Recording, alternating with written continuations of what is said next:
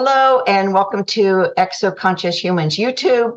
Today we have an exciting guest and a good friend and a member of our Exoconscious Coaching group who I met in a very interesting way, which he will share with you. We've become friends ever since then. And he was a former West Yorkshire police officer, a police constable, and had various roles as a policeman in the UK. And after 9/11, he moved from the UK to Florida. And so he's been here about 22 years now. And has just brought such vast psychic intelligence as well as psychic abilities, and also a wonderful heart and willingness to share and be open with our exoconscious community. So Kevin's been with Exoconscious Coaching for almost 2 years now. We formed a very strong group, and Kevin has always added to it every week when he attends. So we're just so glad to have Kevin Briggs here. So if you enjoy the show, please subscribe to our channel, hit the like button. Also follow us on a newsletter. Our Exoconscious Humans newsletter comes out about weekly or every other week.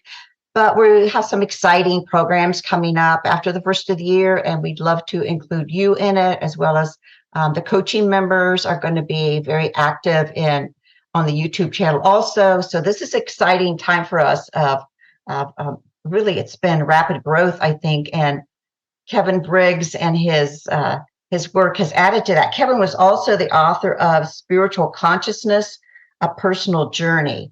So that's available on Amazon, and we'll put that up for you to see. And Kevin Briggs, welcome to Exoconscious Humans. Well, thank you, Rebecca. Thank you for that lovely introduction there. You're very kind, so thank you. I do appreciate it. And I should have added that you're also a German Shepherd lover. Yes, I've just got, although today my wife was falling out with them because I had a package delivered of a new remote control for the TV, and one of the dogs chewed it to bits. So she's in a bad books today. So. Oh my, no, that's a dog. So let's start, Kevin, and begin to talk about how this connection came to you as a child. So you would be regarded as a childhood experiencer, I believe. Yes. Yeah. Oh, it's a lifelong experience. Yes. Okay. Probably better to start right at the beginning, Rebecca. When I was 3 years old, my mother had engaged a photographer to take some photos for the family album. I was duly washed and my hair brushed, and she'd actually knitted a new small green cardigan for me for the occasion. The photographer arrived, and I was lifted up onto the dining room table for a better elevation for the photograph. And from that position, I looked around the room, and I realized I was conscious again in a physical body. And I was actually looking out of the physical. It was like two parts of me, the physical part and the conscious part was in this physical body, and I actually looked around the room. So that was the beginning of my journey, really, which is still continuing to this day. Tell us how you met Ort and Dee. Oh, okay. Well, that would be I was 8 years old when that happened. I was always, I could always sense the different vibrational frequencies that surrounded. And on this occasion, I was 8 years old. I was taking a bath at home, and I felt a change in the frequency within the bathroom. I looked to my right, and two beings appeared, materialized there. One male, one female. It frightened me to death at the time. They were both very attractive. Both had long, blonde, shoulder-length hair, and were wearing a deep blue jumpsuit type garment. They had deep blue eyes, and as I said, they were both extremely attractive. They were talking telepathically to one another, which I could understand. And this is the first connection I've had with Ort and Dee. Ort was the male, Dee is the female. And Dee questioned Ort and said, "Is this the boy?" And he said, "Yes, this is the boy." She then questioned him again. She said, "Are you sure this is a boy?" And I look at him. He's small, he's uneducated, and he's frightened by our presence. And she was correct. I was terrified. And Art replied, "Yes, this is a boy. I will guide him. I will teach him." There was some other conversation between them, and then they left. As I said, I was so frightened I dare not get out of the bath. The water went cold. I was shivering. My mother came in to see why I was still in the bath. I told her about the two beings, and she said it was just my imagination. It wasn't. I'm still in contact with them to this day, and I am 69. So that was my introduction to the two of them, yes. Do you have any other vivid memories during childhood of contact? Yeah, well, when I was 9 years old, I had some more contact again. I remember it being in a Sunday. All these memories are so vivid for me, and I have a terrible memory. But I remember all these experiences that I've had with D and the others. And it was a Sunday. I'd had some friends round. We were playing board games and things. And it got to about 5 o'clock, and they had to leave to go home for tea. I showed them out the back door, and when I turned around into the home, I could feel a frequency again. I knew that there was somebody there in the home. So I went looking for this frequency. I went into the living room, into the kitchen, upstairs into the 3 bedrooms, and I went back down into the living room where I felt the energy was the strongest. And I was drawn to the window. I looked behind the drapes and the curtains, and there was an orb there. And the orb was about 4 to 6 inches in diameter, orangey yellow in colour, and slightly vibrating. There was no communication from it, but I was concerned that I'd brought it into the home, and if my mother saw it, I would get into trouble. So I thought, well, it'll disappear when I go to bed at night. So I went to bed that night. I woke up in the morning, and I knew straight away it was still there. I went downstairs to have a look at it, and it was still there. So I thought, well, I'll go to school. When I get back from school at 4 o'clock, I'm sure it will have gone. And I came back from school on the Monday at 4 o'clock. I opened the back door, and I knew straight away it was still there. I went behind the curtain drapes, and it was there. To cut a long story short, it was there until Friday. I came home from school at about 4 p.m. and I opened the back door, and I knew that it had left. And I went to the curtain, had a look behind, and it was there. Now, I didn't know who that was at the time. I do now. That was Ort. He was there as a pure conscious energy orb.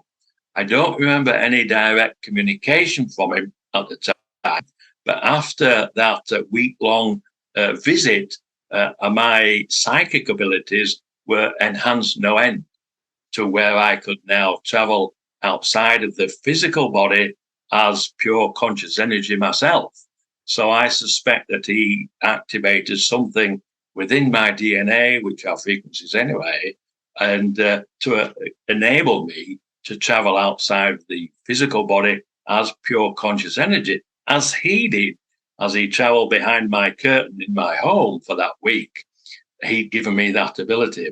But I didn't know the full potential of it at that age of 9 years old. And I would just use it to travel to see my grandparents, who lived 70 miles away in Liverpool. I lived in Wakefield at the time, and they lived in Liverpool. So on a Sunday, I would relax, I would open my mind, and I would travel over there to their home, and I would enter through the roof, and upstairs they had a master bedroom with a dressing room closet. It was quite a large closet. It was a very old house. And I would go in there and sit in a small chair and look down through the floor, which was opaque, and I could see my grandmother usually in the kitchen, either cooking a meal for Sunday. My grandfather would be either watching TV or reading the newspaper. And it gave me great comfort to see them there. And I would do that on a regular basis. And I often wondered what they would have seen if they came up into the bedroom. I know the answer to that now. They would have seen my pure conscious energy orb. It would have been 4 to 6 inches in diameter, orangey yellow in colour, slightly vibrating. So, as I say, I didn't know the full potential then, but I do now in relation to travelling anywhere you really would like to go. I have that ability now, and I've had it from childhood. And I know when I got to a bit later, a bit older, I tried to find others that understood this, and I wasn't able to find anybody. What about your mother? So your mother told you it was just your imagination. Did you bring up the subject again with her, or what was your response to your mother-son relationship in terms of your these Well, occurrences and experiences? I just accepted what she said, and then I never mentioned it again. And it was just so real to me. Well, it is real to me. It's who I am. And I didn't really need to discuss it with my mother because although I was frightened, I was very curious and inquisitive as a child. And I had a very happy childhood. We were a happy family, even though my father died when I was 9 years old, around about this time, really, Oh, when wow. these occurrences were happening. And it was when I got to about 14, I was 14, I had a paper out. And every time I left the home, I would look up and there was a UFO there above the home. And as I'm walking down to the paper store to collect my papers for delivery, a second UFO would always appear. And they followed me around the paper round until I'd finished. And then one would go directly back up into space, and the other one would turn around and go back in the direction that it had come from. And this was a regular occurrence. And but when I was delivering the papers and saw the UFOs, I was always aware again of a frequency behind the wall, behind the hedge, just slightly out of sight.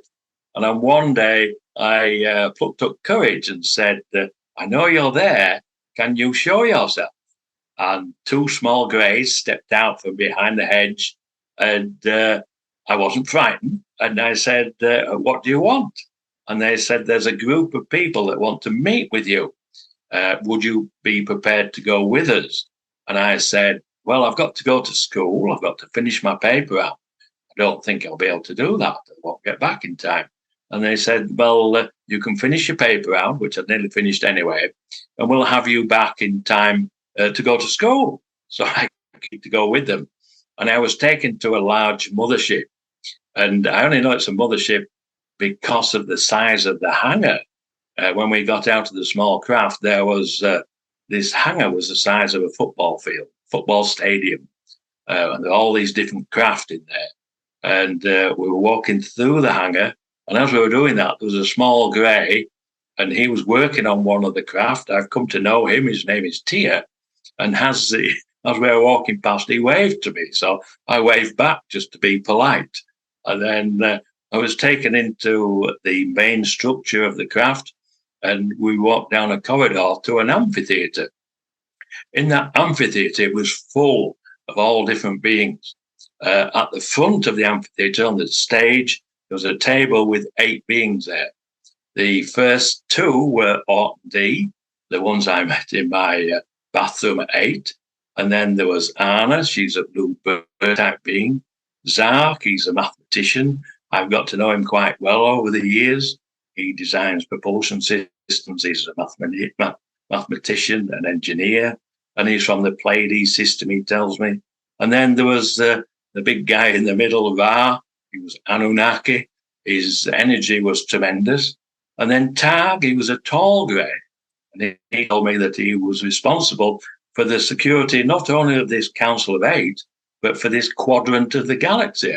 And I had never realized that the galaxy was split into quadrants before. But and then I was introduced to Chica. I was a bit perturbed by Chica because he was a mantis being. And I know Anna, the blue bird type being, she was very empathic. She came up and comforted me when I was introduced to Chica. I've got to know Chica now, so I'm comfortable with him. And then lastly was Orla. She's a tall white, and she tells me she's an astrobiologist. And she had a very pale complexion, and her hair was translucent, blonde but translucent. So that was my first introduction to what I've come to know as the Council of 8. And I still have contact with all of them to this day. So going back to your childhood again, so I'm sure many parents are listening to this, or young people that someday may be parents. So back to your home life and your mother. So we as an exoconscious community feel that we're part of a post-disclosure society. So because we've had contact, we're post-disclosure. We don't need to be disclosed to by a government body or an official or an expert or a president or a political party. We're post-disclosure. So imagining yourself living as you are today with this post-disclosure community of exoconscious humans, how do you think parents who are raising children could best accommodate and nurture these psychic abilities within their children in a post-disclosure world? Well, I think by supporting the children. I didn't have that support, but I didn't require it. I was happy with the contact. I wasn't frightened. As I said earlier, I was very inquisitive. So I think if children are showing these abilities naturally, then the parents should support them and contact people like myself. I'm happy to talk to anybody in relation to my experiences, and they're very helpful both to parents and to the children, I'm sure. So, but now the children can be taken seriously and they can be coached and educated in relation to who we really are as a species, the greater reality, and have the understanding of consciousness itself and shared consciousness. And that's where the psychic abilities come from. That's where the greater reality is. But it's a greater reality that we share with many species and many life forms. So it makes for an enhanced life here in the third physical dimension. Really listening to the children and seeing what they have to say. Yeah. And I was wondering about your father. So you had these enhanced psychic abilities of contact with beings, and at a young age, eight beings at a young age. Did you have mediumship with your father at all? No, I didn't, because it's quite interesting, really.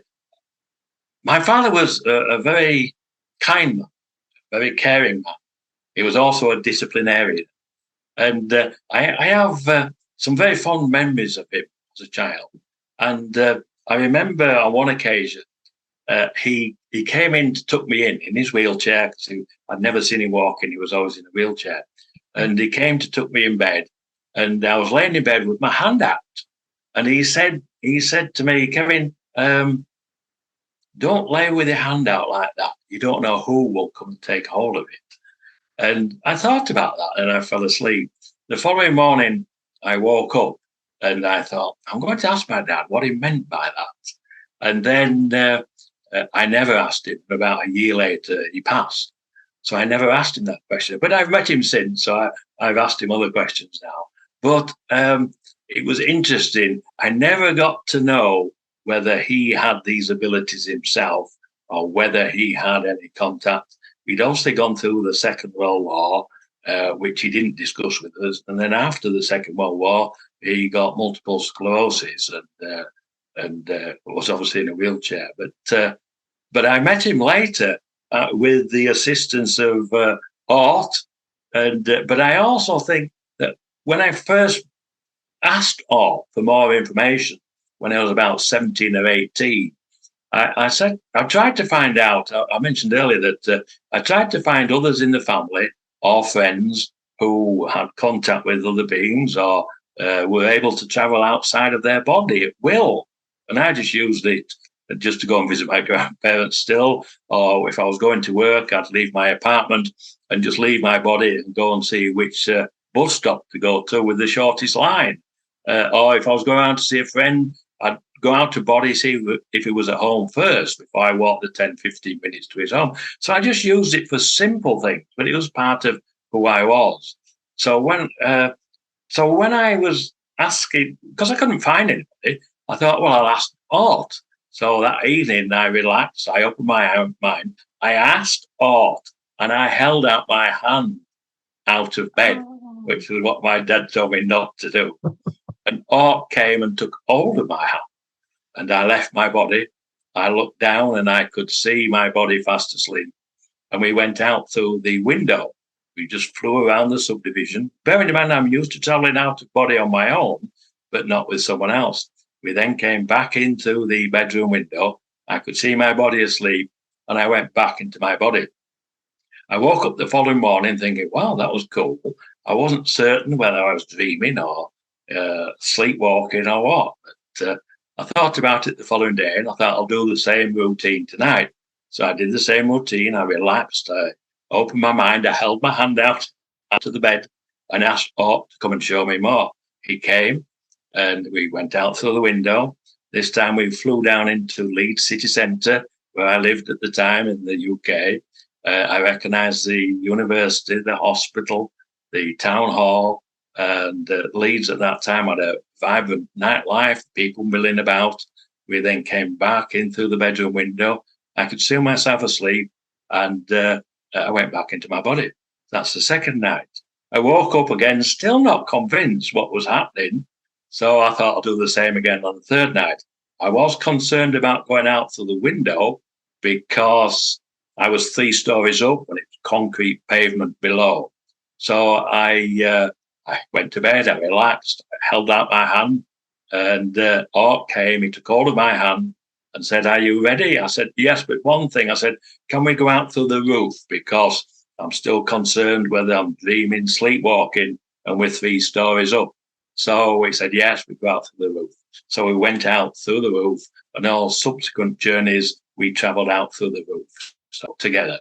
And that was just a continuation of my journey. But I mentioned that I met my father after he had passed with the help of Ort. One evening, Ort came to see me, and he said, I'm going to take you somewhere special tonight, Kevin. Are you prepared to come with me? And I said, yes, I'll go anywhere you want to go. So we left out through the roof, out of body. And we went up, and I could see the earth, the blue ball getting smaller and smaller. And we went into a higher dimension. And within that dimension, there was a line of 30 people. Stood at the head of that line was my father, my deceased father. I'd never seen him standing before because he'd always been in a wheelchair. He introduced himself and the group. And there was so much love emanating from the group. It was just overwhelming love. It was really just overwhelming. And he said, Kevin, I'm going to introduce you to your family members going back 30 generations. So we started off down the line. I was introduced to each one. They showed me their last incarnation, what they did, what work they did. And when I got down to about 15, halfway down the line, then instead of seeing a physical form, I'd see a pure conscious energy orb. 4 to 6 inches across, orange yellow in color, slightly vibrating, still communicating with them telepathically, and they could still show me their last incarnation, and we could have a conversation. So I went down the line doing that with everybody. I then came back, and then they asked me to stay, and I said, no, I cannot stay. I have got work to do. I'm enjoying my physical down in the third dimension. And so we left. And I went to visit them on several occasions with Ort, and I got so comfortable and confident with it that I could do it on my own. So I would go and visit them on a regular basis over a 2-year period. But as I said earlier, they asked me to stay with them on each occasion. And this love that was emanating from the group was just tremendous. It was a huge draw. I said, no, I've got work to do. I'm enjoying what I do. I'm enjoying my physical life. And there's things I want to do. But then one day at work, and I thought, well, I don't think I'll go again because I was having difficulty leaving them and going back into my physical body. And I felt that if I didn't go back, my physical body would die. So I thought, well, I cannot just not go and see them. I'll go back one more time this evening and let them know I won't be coming back. So I went that evening. I interacted with them all. Again, this extremely strong feeling of love just emanating from the whole group. And I told them I wouldn't be coming back. I told them the reasons why, and I left. And I haven't been back since. But I know that they are still there. that when my physical dies, I will go back and meet with my extended family, not only my deceased earthly family, but my extraterrestrial extended family, and we'll meet with them as well. So that's really how Art educated me in relation to giving me experiences. He didn't sit me down in a classroom, as I know that some extraterrestrials do that. I was given experiences, shared experiences, and the main thread to the whole thing was one of the education of consciousness itself. Oh, that's a beautiful story.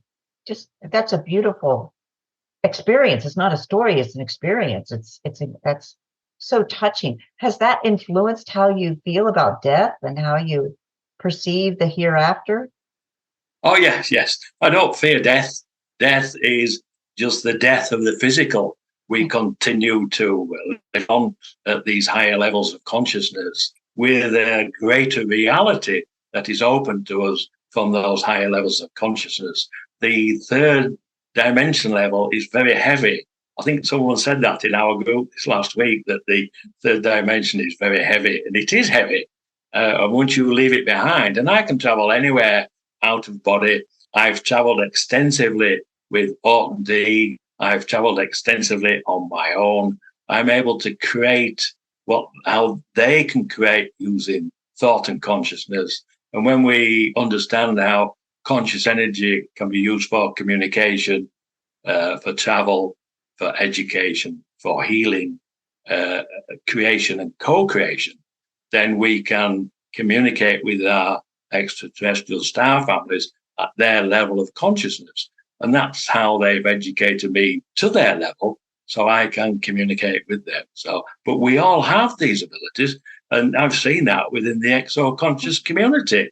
Each person has amazing exoconscious abilities, some beyond what I have, and are in a different area, an expertise in a different area. Mine's one in communication with the higher conscious beings and understanding consciousness. But everybody in our group, they've all got their own contact. They've all got special. I don't think there's special abilities. I think that's probably the wrong word. We've developed the human abilities to help us become part of the galactic consciousness, really. Well said. Could you share with us some messages that you received from the Council of Eight? And first give us tell us what the Council of Eight is. I know you just listed the Council of Eight earlier, but could you tell us who they are and what their role is with you and within the cosmos, within exoconsciousness? They certainly have a role. Earth beings here and their consciousness, and maybe share some experiences and messages that they've brought you at different times. Yes, I can do. If I go through the small group and tell you a little bit about each of them, I know more about some than the others. I know that Orton D are Arcturian.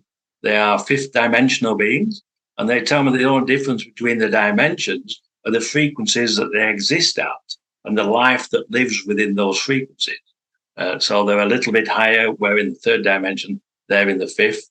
They tell me as I said, Arcturians from Andromeda. And I don't know a great deal about Anna, only other than she's empathic. She's a healer. She's a blue bird type being with like a duck beak, and her feathers are very small and very tight. That's all I know about her, really. Zark, I know quite a bit about him. He has a sense of humor. As I said earlier, he's a mathematician and engineer. He's from the Pleiades system, and he has a partner. He has 3 offsprings. They don't call them children, they call them offsprings. And I know he has a sense of humor because he moves my wife's personal items around the home. And he's done that on many occasions. She'll put something down on the kitchen countertop and he'll pick it up and move it somewhere else. Or she'll go and close the blinds. Like this evening, the sun's coming through, so she'll close the blinds because she's cooking in the kitchen. She turns around and the blinds are open again. And on one occasion, he moved a we have a large walk-in closet, and he lined all her shoes up along the baseboard by the heels, all neat and tidy. And I asked him why he did that, and he said that he thought it was funny. He liked teasing her, but there was a serious side to understanding that we are here, we are amongst you. And I asked him, did you pick up the shoes physically and move them? He said, no, I moved their atoms in space-time dimension. Well, I didn't understand that. I think I do now, but I didn't understand that then. But so these are the abilities that they have in relation to really controlling matter. Is it really controlling the reality of the physicality of consciousness itself? I suspect it is. And what about Ra and Shiva? Okay, the Ra, he's the Anunnaki. Really strong energy with him, very old. I asked him if he was the Egyptian god Ra, but he spells his name R-A-H, and the Egyptian god was spelled R-A, I believe. And he said, no, he wasn't the Egyptian god, but he was alive in those times. I know he's a ninth dimensional being now, and he chooses when to materialize and where to do that if he does that. And but I suspect he may well be the Egyptian god Ra. He doesn't see himself as a god, but if he turned up in ancient times with all the technologies they had, they would identify him as a god. So I think he possibly is, but I don't know. That's an assumption on my behalf. And then we have Tag. He's a tall grey. And as I said earlier, I don't know much about him other than he's responsible for security of the Council of Eight and responsible for the security of this quadrant of the galaxy. And what does that mean, security?